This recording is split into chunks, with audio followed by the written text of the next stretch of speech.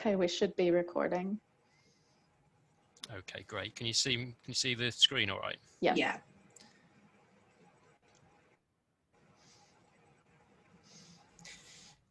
Okay, hi everyone. In this session, me and Andrea, Denny are going to look at what we learned from moving our stats training online, our summer school in 2020. We're both part of the Q-Step Centre at the University of Leeds. As has been said already, Q-Step's an initiative funded by the Nuffield Foundation to try and improve quant skills training, particularly amongst undergraduate students. And I'm coordinator at the University of Leeds, and Andrea is the project manager. And in this session, as you might have seen from the taster video, we're going to look at what we learned from moving things online this summer. We were forced to move things online, obviously, with COVID-19, but it did also enable us to think about what we were trying to get out of our summer school training. What we offer each year on our summer placement scheme is around 30 to 40 students go on a 4-week placement with an employer or a research centre to work on a live research project.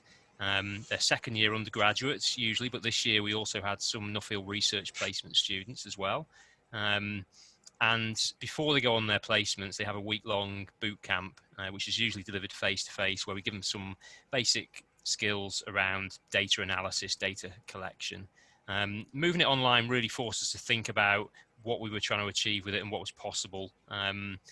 It was quite challenging, I think, to develop and embed skills in a short space of time using an online format. So in this session, we're just going to look at some of the challenges that we faced and how we overcame them. And we'll draw upon the experiences of those that were involved in it, as well as sharing some student feedback as well. So as I say, here's a picture of how we usually deliver things. Our summer placement scheme and boot camp has been running for 6 years now. We have a nice lab at the Leeds Institute of Data Analytics. We can walk around, see how students are doing, gauge their understanding. It's a very nice, modern setting and very comfortable for delivering the sort of stats training that we want to, and we're quite used to delivering things in there.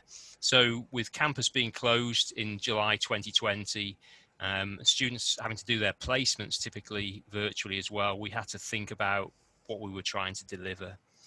The first thing we want to look at is really and with each of these things that we'll look at some of the issues and we'll look at some of the solutions.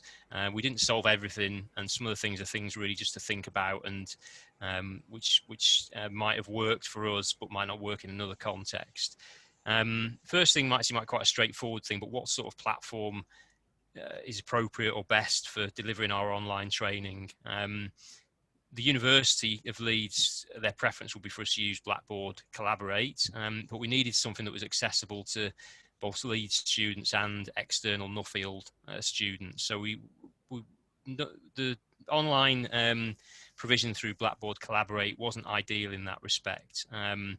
It was very difficult to share materials via Blackboard Collaborate in advance. It is possible to get guest access, but it's difficult to ensure that students have all the materials through Blackboard Collaborate. We chose in the end Microsoft Teams, which we thought was much more useful and user-friendly.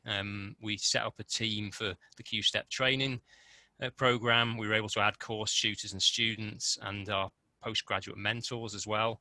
And it was really good for developing sort of two-way communication. It allowed us to share material, to store material on there. There were some challenges around that we'll look at in a moment. But we could also use the chat function to engage with students on an ongoing basis.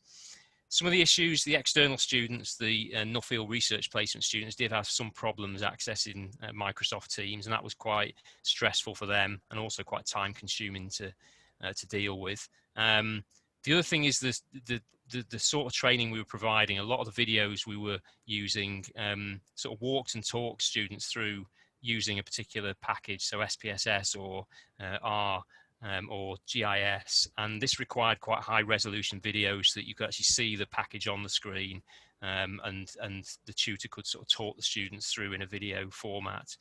We found it really difficult to share those via Teams, so we ended up using SharePoint to allow us to deliver things effectively.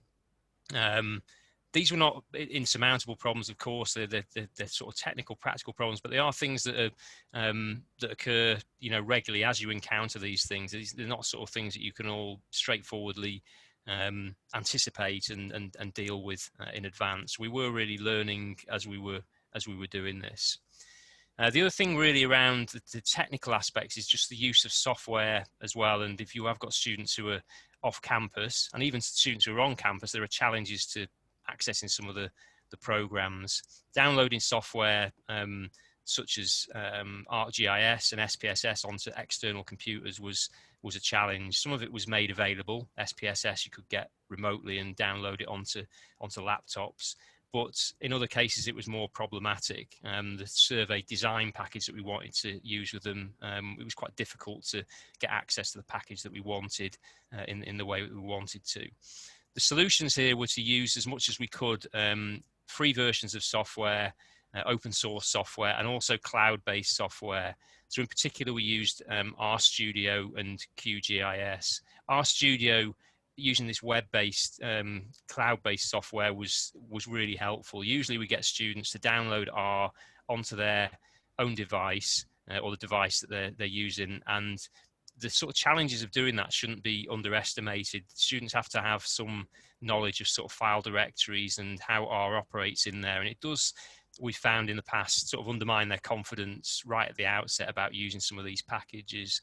RStudio was much more straightforward. It was a web-based package. They could just join via the web. Scripts, projects could be shared with them quite easily, and it was much easier for them to access.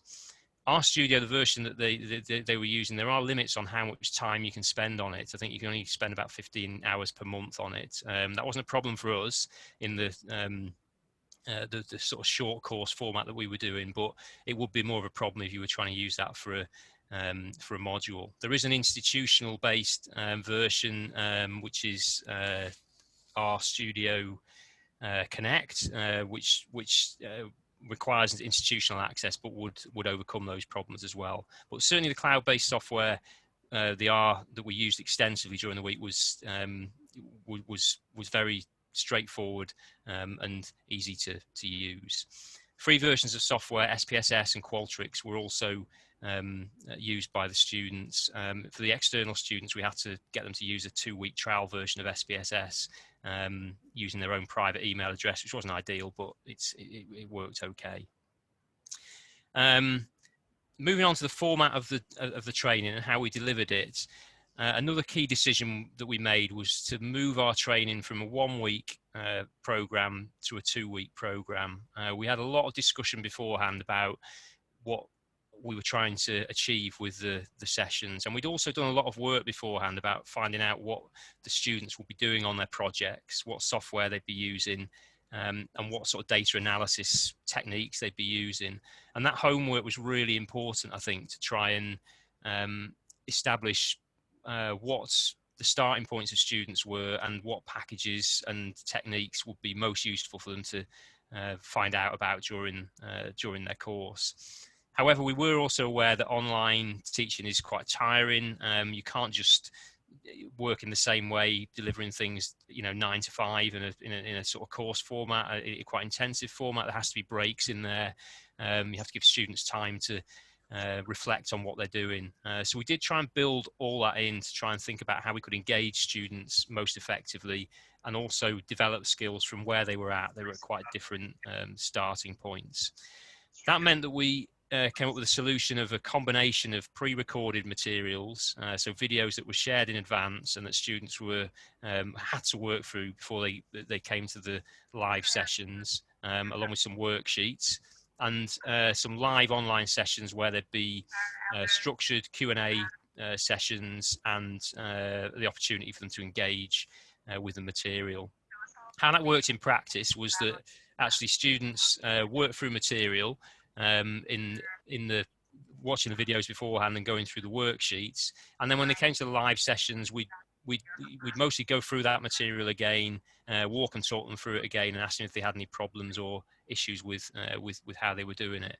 But there was time devoted in in the 2-week schedule for them to complete the tasks. I think we found that really useful. You can see from the, if I show you the timetable here, it's quite a big slide, but it's just to show you that this sort of time to watch the videos, complete the tasks was all built into the training course, so that the expectations were set quite early on about, you will have to complete these tasks. Here's some time when we suggest that you do it. And it made us also think about what was realistic and feasible within the dot. You can also see in here, and something we'll go on to quickly in a moment, in a bit more detail, just that there is some choice in there as well. So some of these were things that students had to do, and they were prompted, you must complete this before you come to the live sessions. Others were optional things. So for students that were already familiar with R, for example, they might have opted for some of the sessions around GIS. For students who were very comfortable with SPSS, they didn't have to attend those sessions. They could focus their energies and attention on other things. So we did try and accommodate as much as we can the different starting points of students, whilst also trying to get everybody to the level that they need to be at in order for them to complete their projects effectively. So it was a really useful exercise for us to think through how much time we needed, and making the decision early on that we needed to extend it over 2 weeks and build in sort of space for reflection and completion of the video tasks, rather than just assuming people would do it, in the evening, in addition to everything else that they were doing. On the schedule, just a few issues to flag up. Not major issues, but things that were, important. Students were confused when we first sent around the schedule about which things were compulsory, which things were optional. So we did try and make that more explicit in the last version of the timetable that we sent round, and we used Teams quite a lot to reinforce that as well. So there was a lot of dialogue during the 2 weeks between sessions from the tutors and from Andrea, just reminding students about what was coming next, what they should have done by now, and encouraging them to engage with the materials as much as we could. Materials were being uploaded quite regularly as well, so there was that ongoing sort of dialogue and interaction between tutors and students. And the chat function, I think, was really helpful there for everyone. So between sessions, there was still quite a heavy use of the chat function and the files sort of libraries within Teams to allow us to do that. I think one of the most important things that we learned from this was just how engaged the students were. These are engaged students who are taking these summer placements. They've had to apply for these placements. Very competitive scheme. We had over 300 applications this year for around 30 placements, and the students who get it are very engaged and have come. It's in addition to the degrees that they're doing, so they're looking to learn and engage with the whole process. We found that actually, though, the online delivery meant that they actually came to the live sessions much more engaged. They'd had to work through the materials, do the exercises, and it meant that they turned up to the live sessions, which were more focused around particular problems and issues and working out what they had understood. They had to engage with that process. So the format of delivery varied from tutor to tutor. There were quizzes, there was Q&A sessions, but there was more standard sort of walking and talking them through a particular technique. But we found that overall students just seemed much more engaged with the process, because they had to go through the structured worksheets and get to a certain point and come to the sessions prepared to engage and having some questions about what they didn't understand. Now, of course, that's not exactly the same as being able to walk around a lab and pick up on the student's face that they've not understood, a particular technique, or that they've reached a point where they can't go any further. But I think there were sort of tricks that we did enable us to try and mimic that within the online format. So in R, in particular, getting students to live code rather than just provide them with scripts that they can cut and paste was really helpful. It forced them to actually type in the code themselves, and if they got that wrong, they wouldn't be able to complete the exercise, rather than just getting them to cut and paste a full script in and seeing magically the answer and all the technique work for them automatically on the screen. So the live coding, and in SPSS, getting them to physically work through and do the same things that you're doing on the screen was really helpful, I think. The final couple of points.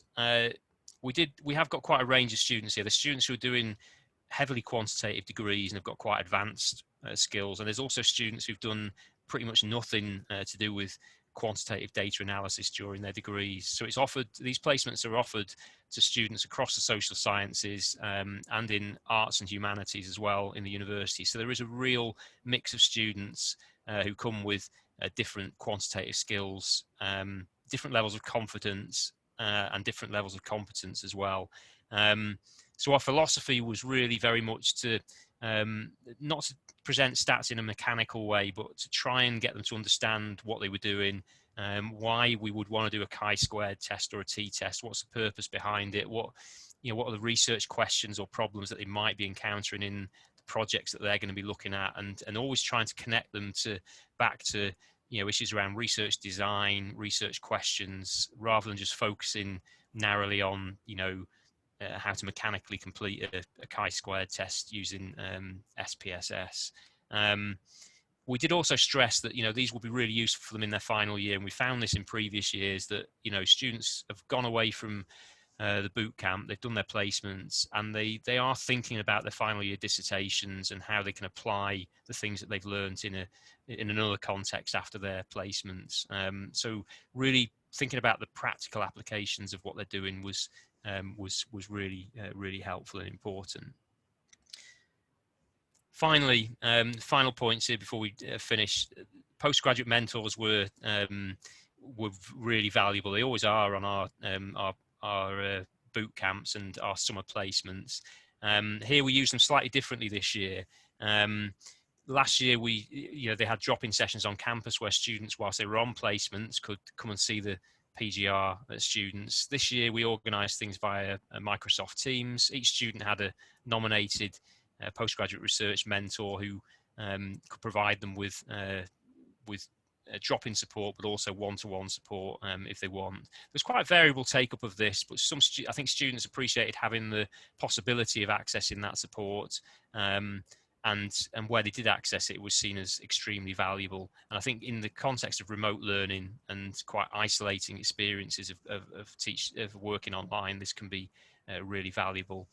You can see this here on the postgraduate support. The reflections from the students are extremely positive about the PGR mentors. And I think the way that it was structured this year, the sort of tweaks that we made to the PGR supports to think about where they would be most valued in the context of remote learning during COVID was really good. There's some really good feedback here about the feedback from students about the course. Not all 100% positive or saying that everything works perfectly. It's good feedback in the sense that it makes us think that there's lots more we can do here.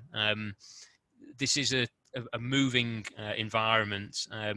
Tutors and everyone at the university are learning a lot more about online delivery and its potential, and students are as well. I think there's things that we were able to do this summer that we probably wouldn't have even considered in January or February.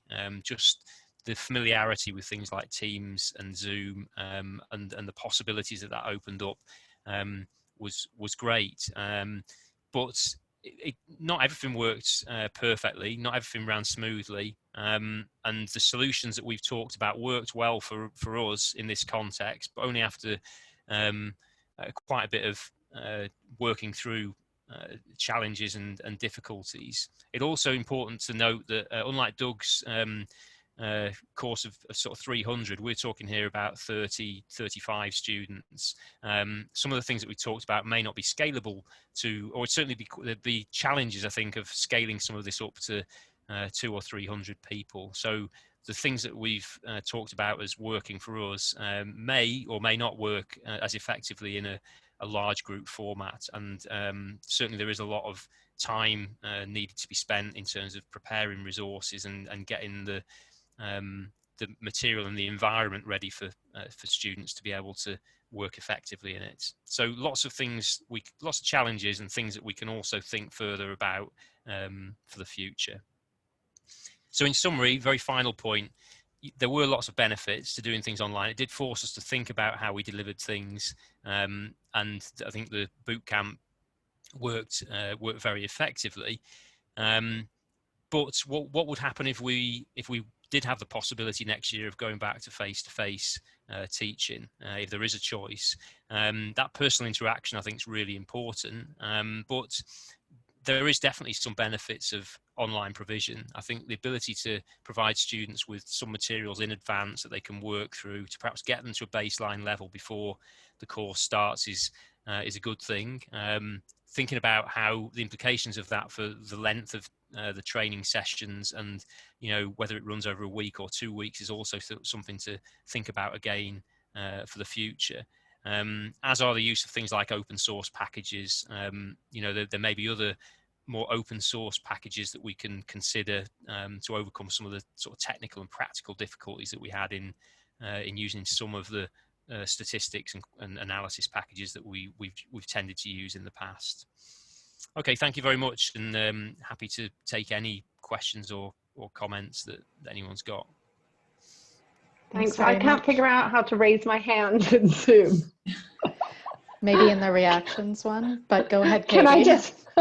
Can I just raise my hand in this way?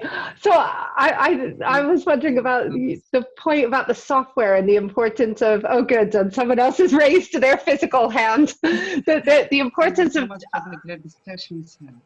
Thank you so much for the great discussion. The discussion is very really. Great, thanks. I just had one question about the use of software that doesn't require downloading. And I mean, I've heard that this is a really big problem, like underestimating the big challenge that faces students if they just can't get the software working on their computer. And yet at the same time, during a pandemic and when you're switching online, isn't the time to suddenly switch from SPSS to R as a faculty member if you are used to teaching with SPSS? So I just wonder how, what's the right balance to strike with that, because it's not the perfect time to learn or redo your whole online course and curriculum so that you can change the software. Yeah, no, that's a really good point, Katie. I think we've been using R since Q-Step started. We've been trying to use R, and it's been quite a long evolution of using it. So it is used a lot more in our quants training provision than it would have been at the start of Q-Step, and we've got a couple of lecturers who use it extensively, and so it is embedded in quite a few of the modules. So yeah, if we were starting from nothing this summer and thinking about using R, yeah, it would be massive learning curve. I think it's worth the open. There's a number of things. There's open source versus non-open source software. I think that's one thing, and the institutions, particularly around things like SPSS, they use those quite a lot, those packages, but they're not readily available to others outside. And there are advantages of using those sort of packages, but it does restrict who we could deliver it to. So I think again we were forced to think about that with Nuffield placement students being involved this year. We did come up with a workaround, sort of using a trial version of it, which wasn't ideal. There are sort of open source alternatives to SPSS, which we had considered. JASP is one, for example. But again, in the time that we had, we didn't have time to sort of put that into place. It may be something to consider for next year. The other thing is web-based versus sort of downloadable ones as well. So I think things that worked on the web tended to be more stable than things where we had to download them onto computers. There was just a lot of technical challenges to that. Again, they may be able to be overcome with a longer sort of time to think about it. But speaking to the tutors who used R, I think they said, downloading it onto their computer, the students there was sort of quite a lot of knowledge that's assumed in that, that they can download the right aspects of it. They get all the add-on elements to it correct. They know which file directories to look in and stuff, and all that's reduced, I think, if you're using the sort of cloud-based version, or it's certainly a bit more intuitive. So yeah, there's no right answers here, but it would be, I think it would be a challenge to just start from nothing and sort of move to move to R immediately. I don't think we'd have been able to do it in the time we had, but it has been something that's been going on for some time. Andrea, I don't know whether you want to. Yeah, I mean, we were considering, we were initially, when we decided to go ahead with it, we were talking about issues around downloading software, and I think ArcGIS, I think that is particularly problematic in terms of home computers. So we were already, and we did think actually initially, campus was closed, students wouldn't have access to any of the software. So almost straight away we were thinking of web-based versions of the software. So it was an easy transition, even though our internal students did have access to the software. I think we still felt collectively that it was more beneficial on a short 2-week training course to use RStudio Cloud rather than get students to download all the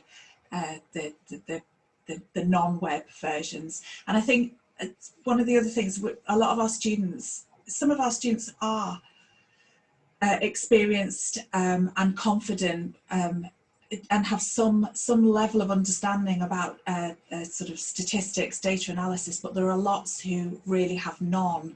So falling at the first hurdle when trying to download software is just a big fail for us, because it instantly makes them feel less confident, less able to deal with what's coming next. So for lots and lots of reasons, we just felt that the web-based versions were much better, particularly when we've got such a diverse starting point with our students. I think we might need to go back in a couple minutes. So any other questions just to wrap up? Well, I have a quick one, which is, what was the timeline in terms of when you had the pre-recorded videos available? Did you leave resources up for a certain amount of time after the course? Yes, we've left them up still. And actually that's a really good question, because I think that's one of the real sort of benefits of doing all of this online, is that we now have a set of resources that are available to students and others on an ongoing basis. So already students have been in touch, so they may have been focusing on SPSS during the training week and their projects, but a number of students, it is an aspiration raising activity, and they've registered for quantitative modules, or their dissertations will have a quants focus. So a few of the students have come back and said, oh, have you still got those resources on R? I'm going to be using this in one of my modules. So we created a specific Microsoft team for the training course, and we've left all of those resources up there, so students can still access them as they go through the year. The feedback from students was the value of having pre-recorded or recorded online tutorials meant that when they come to do something different and they're thinking through process, they can come back to it, go back to the recording, go back to the worksheets, and then sort of remind themselves and sort of work through any issues or challenges. So it's a real benefit to have those online resources to support students in the future. So that's been a real bonus for us, I think. Right, thank you. Just before we head out of the breakout session, if one of you wants to feedback a top point to the rest of the group when we head back, I'm happy to leave that to you to decide what you'd like everyone to hear. Yeah, that's fine. Yeah, we can do that, definitely. Okay. Thank you. Thanks, everyone. I'm going to stop recording now. And congrats on a successful summer school. Well done. Thank you.